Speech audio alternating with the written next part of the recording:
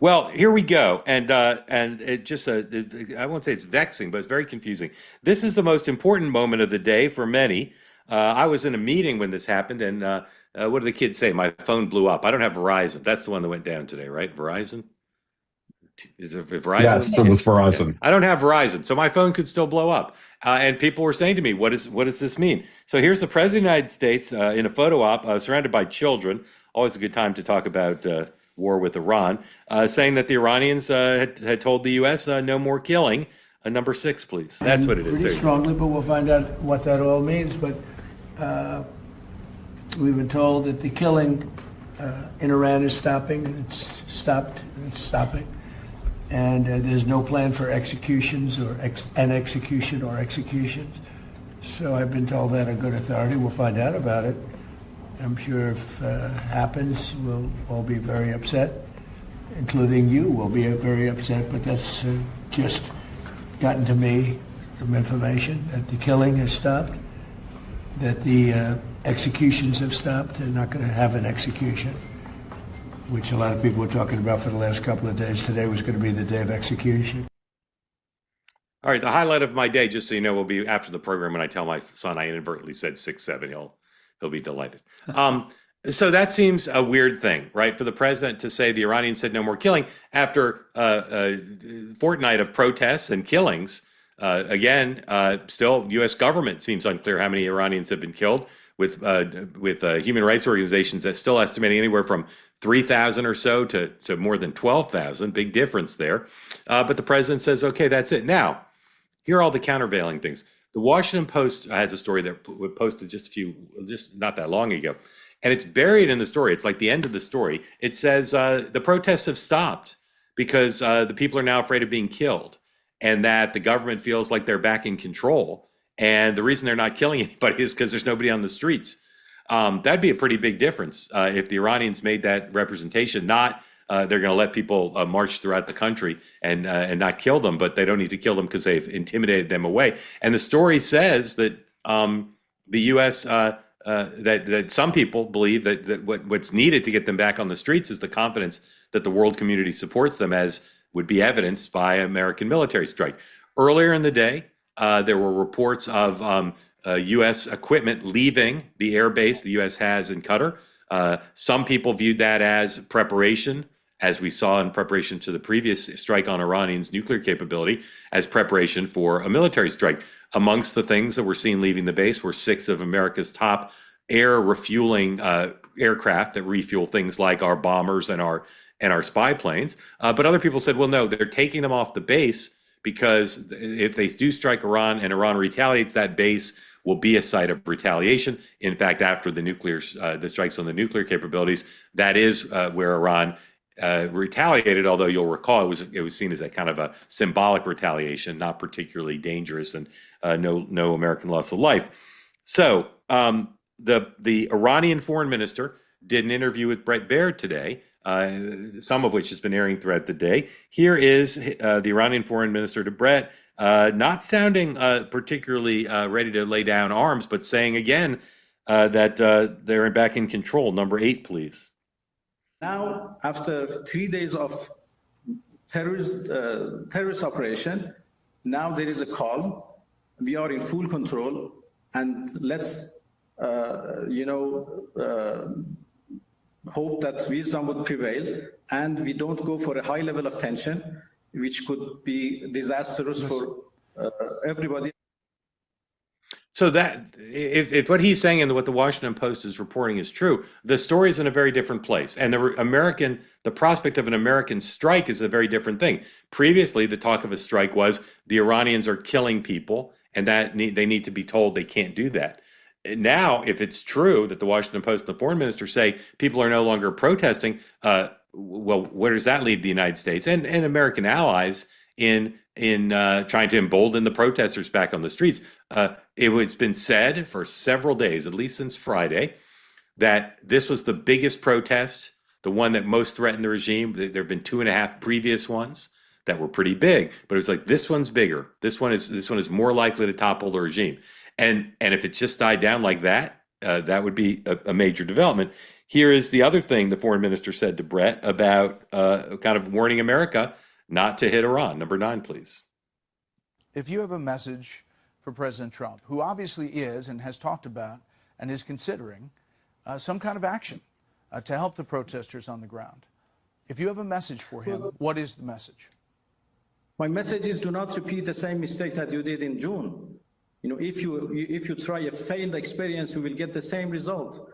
In June, you destroyed the facilities, the machines, but the technology cannot be bombed, and the determination also cannot be bombed. Now, Iran proved to be ready for negotiation, for diplomacy. We have proved that in the past 20 years, in 2015, in 2025, every time. But it was the US who always escaped from diplomacy, who cut the diplomacy and opted for war. My message is, between war and diplomacy is a better way, although we don't have any positive experience from the United States, but still, diplomacy is much better than war. Okay, lastly, the New York Post has a story that says the Iranians used an image of President Trump in Butler, in the assassination attempt, Butler, Pennsylvania, and says if the president doesn't watch himself, then this time they won't miss. Seems pretty provocative. So, Kristin, it's kind of violating my rule, as always, two-part question. Where is the American interest right now in this, and where do you think we're headed? Well, the first one, the American interest is when the world is safer, I think the country's safer. Approaching this, the president has shown strength that we haven't seen towards the Middle East, towards the world, really in the last at least 4 or 5 years. So I think the stabilization of that region and the de-escalation of their nuclear capability and just their outward aggression is a positive for the world, not just the country. In terms of as to where I think we're going, it's difficult for me to listen to news coming out of Iran and listen to that and take it at face value. I think they live and deal in misinformation, and so everything coming from their news source, their leaders, I don't necessarily believe until someone from a .gov email address here in the United States confirms it. So I don't know the answer to that. I don't know exactly where we're going. I think the president's posture here is how it is for every foreign policy so far. Situation, show strength, show you're not going to back down, and that's usually where we end up to the best place. And so I assume that's where we're going here. I never really took too seriously that we were going to move towards military action. I think that definitely was part of that strength posture, and I still don't think that would be something that of course, you're not going to take something off the table, but I think that was all part of the approach to the situation. And I think it will continue. What I am sure of, we'll continue to see that strength until this is resolved and we can confirm, if protesters have been intimidated and locked and trapped in their homes, that's not really a resolution. So we'll see where we kind of end up. Steven, what is the right thing for the United States government to do? Leave covert action aside in partnership with the Israelis, because that we just can't speak to. But if it turns out that the protests have ended, that people have been intimidated away from protesting and the regime is back in control, should the president say too bad and move on, or should the United States try to find a way to publicly encourage them back on the streets? I think that's the challenge with the way that Trump has been positioning the U.S. policy right now, because it is increasingly hard to back away from this. I mean, the natural conclusion of Trump's ratcheting up of rhetoric is regime change in Iran. And that, I think, is extremely destabilizing. You speak about what's the U.S. interest. We want to have more allies and fewer adversaries in the world, and we're not necessarily setting ourselves up for that. When you look at the record of regime change, and it's still too fresh in Venezuela to know what the long-term implications of that are going to be, but it usually leads to long-term destabilization. And the foreign policy establishment in Washington usually doesn't do a good enough job of answering the question, what happens next? And so same thing applies here in Iran. What would happen next? And I don't think they've answered that. Can I just briefly mention as an aside to that, it's just taken how stunning it is that not just the Trump administration, but some of his key allies, like Tulsi Gabbard, for example, rose to power on the idea of stopping regime change. If you did probably an AI search of what phrase did Tulsi Gabbard use most often over the last 6 years, it's regime change. And she was against it. And Trump picked up a lot of that. And I think that's why some of the pro-war, anti-war politics got kind of scrambled in this past election. And so it's just stunning to see a total reversal from that position. Yeah.